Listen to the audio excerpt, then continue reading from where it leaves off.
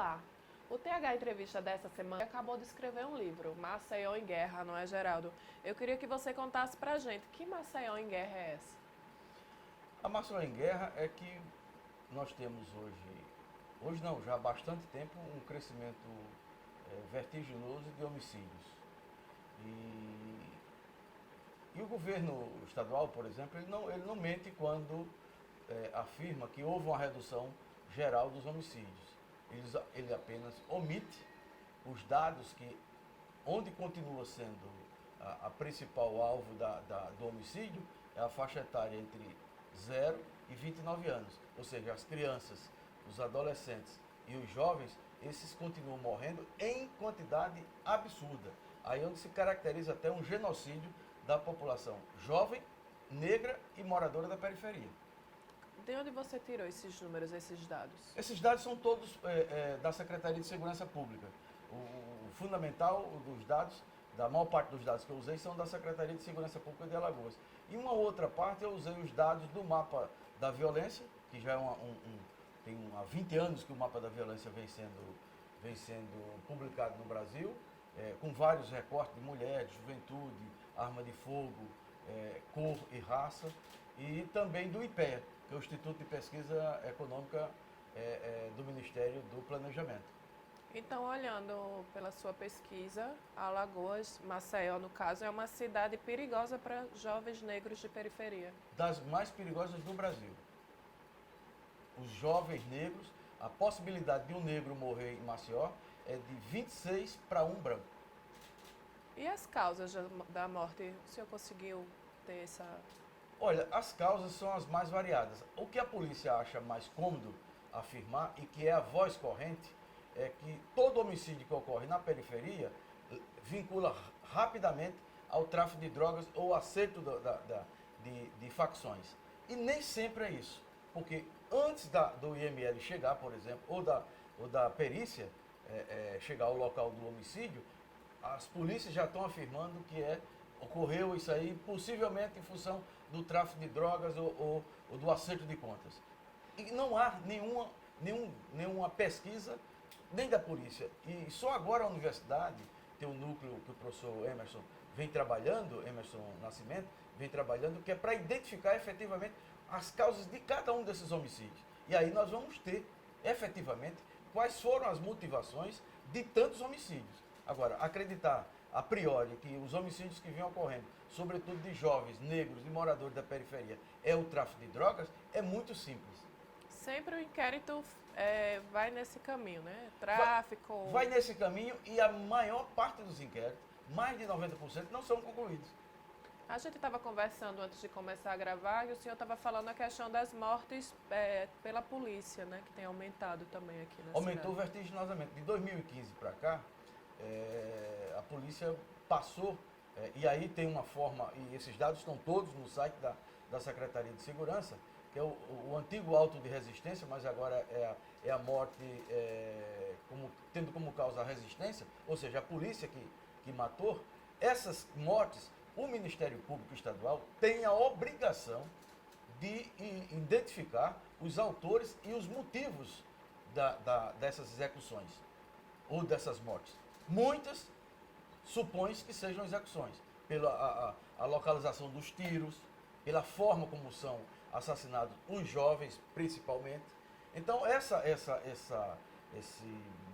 buraco que nós nos encontramos, quer dizer, você tem alto índice de violência, de homicídios entre os jovens.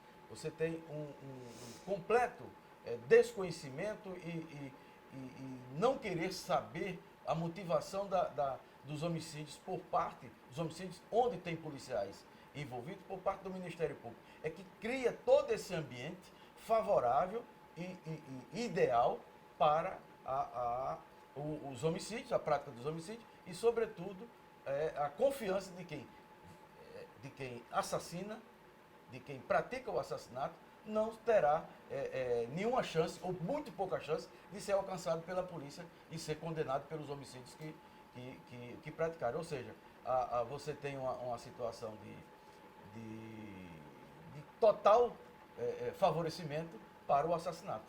O senhor acredita que nos últimos anos, no atual governo, por exemplo, a polícia tem se sentido mais confortável? Tem alguma coisa relacionada a isso? Tudo relacionado. O clima que o Brasil está vivendo, não só em Alagoas, não só a polícia alagoana, mas as polícias no Brasil, elas têm agora uma carta branca para matar. O governador do Rio de Janeiro é um exemplo clássico disso. Ele disse que é para tirar na cabecinha. Tanto é que quem já em menos de 10 meses foram mortas 8 ou 9 crianças das tais balas perdidas. Então a juventude do Rio de Janeiro também vem sendo assassinada, a população que não está envolvida com tráfico, nem com litígio com a polícia, tem sido assassinada. Então, em São Paulo, o caso do João Dória também não é diferente.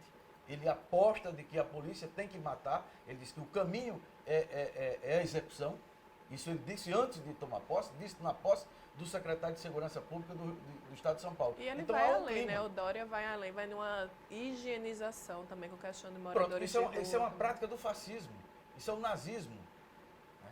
A prática da higienização, ou seja, você vai matar as pessoas porque você acha que as pessoas não têm direito a viver. Você que define quem vai morrer e quem vai viver. O Estado não tem esse direito, e muito menos um governante. Então o Brasil não tem pena de morte, mas essas pessoas já instituíram uma pena de morte extrajudicial. Quais são os bairros mais perigosos aqui em Maceió? O centro da cidade, por incrível que pareça, é um dos bairros. Os 11 bairros, Maceió tem 50 bairros. Tem os 11 bairros menos populosos são os mais violentos, na taxa de um homicídio para 100 mil habitantes. Então o centro da cidade, Fernão Velho, Ipioca, Santo Amaro. Então são bairros Cambona, são bairros pequenos que têm um alto índice de homicídio. E o que pode ser feito? Para qual a política pública que deveria ser implantada para que Esse aqui é o grande nó. É que nós não temos nenhuma política pública em execução, nem federal, nem estadual, nem municipal, para proteger as crianças, por exemplo. Para proteger a juventude negra, a juventude periférica e a juventude pobre, que é exatamente o alvo da matança. Nós não temos nenhuma política. E não há nenhuma possibilidade, no momento, possibilidade política, de abrir esse canal de discussão entre o governo do Estado e a Prefeitura de Maceió e as outras prefeituras. E fazer um mapa. Dos 50 bairros, esse mapa eu fiz, dos 50 bairros da cidade de Maceió, tem 15 bairros onde ocorre 64% dos homicídios entre 2012 e 2016. São 15 bairros. Dos 15, tem 7 bairros que são os mais violentos de Maceió. E estão todos um vizinho ao outro, na parte alta da cidade. Então você teria que ter uma política, ou seja, a Secretaria de Segurança teria que ter uma política de contenção, de prevenção do homicídio, mas integrada com todas as ações da escola, da educação, da cultura, do lazer, da assistência social, da proteção às jovens gestantes e às jovens mães que estão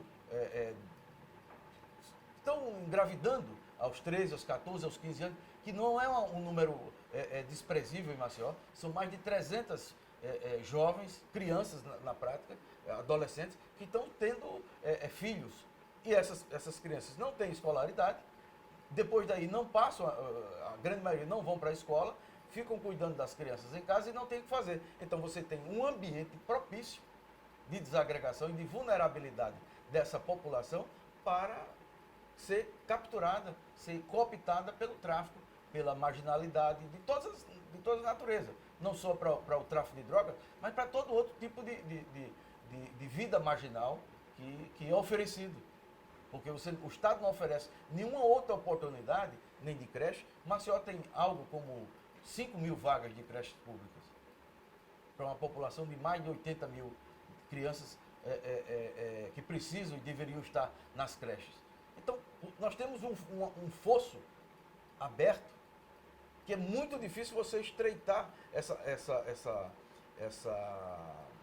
essas condições do ponto de vista de unir os esforços do Estado, os recursos do Estado, dos municípios, no caso de Maceió, e dos outros municípios, para reduzir a possibilidade dessas crianças, dessas adolescentes e dos adolescentes a serem capturados pelo tráfico, pela marginalidade. Então o Estado está falhando.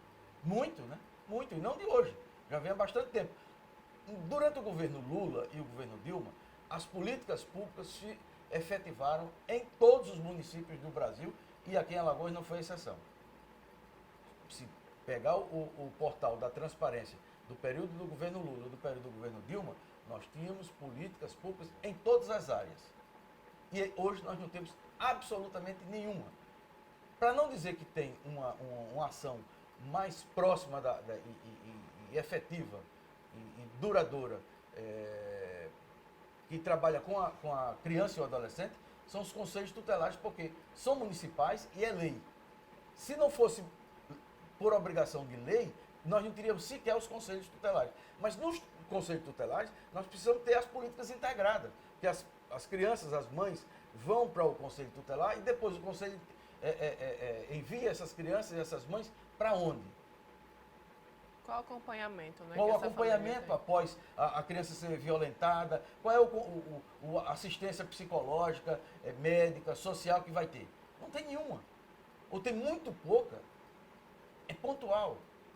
Então, nós precisamos ter políticas públicas massivas para proteger as crianças, proteger os adolescentes, proteger a nossa juventude.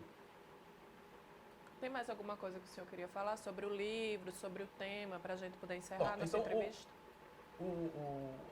Quando eu resolvi escrever esse livro, depois de anos pesquisando, estudando e vivenciando as atividades, tanto na gestão pública como pesquisador em Maceió, eu resolvi ter esse recorte de analisar a exclusão social, a segregação que a população vive em Maceió e a guerra que nós estamos vivendo e a crise da segurança pública. Esse conjunto de fatores que me motivou a escrever Maceió em Guerra, que eu vou lançar quinta-feira, dia 5, no Armazém Guimarães. 5 de novembro. 5 de dezembro. Certo. Às 19 horas, ou a partir das 19 horas. Bacana, parabéns. Obrigado. E esse foi o TH Entrevista dessa semana.